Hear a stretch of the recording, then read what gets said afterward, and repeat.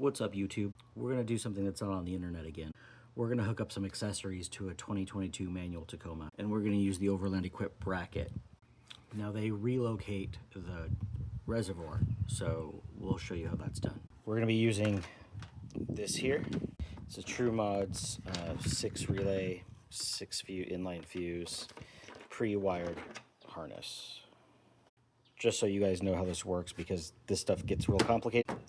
So red, hook that up to your power or like battery, or in my case, I've got a circuit breaker. So red to circuit breaker, and then red out to battery. Black will get grounded to the truck. Yellow wires are for hot all the time. White wires go to your switch.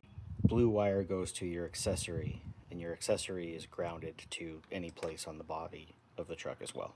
I'm not sure why that was so difficult to explain.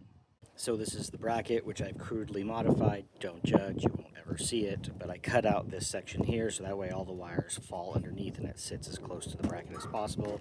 Re-drilled the holes so that way I can mount it. This is the bracket for the clutch reservoir relocation.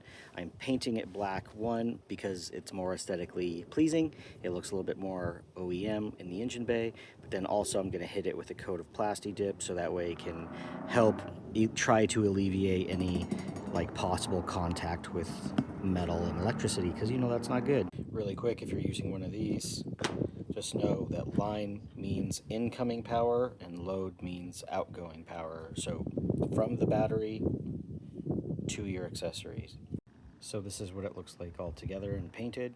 It's all mounted underneath. The wires underneath there. So we brought it back inside, and we're going to add these quick connect pins to each switch so that way I can run the cable through the firewall and then just plug them in.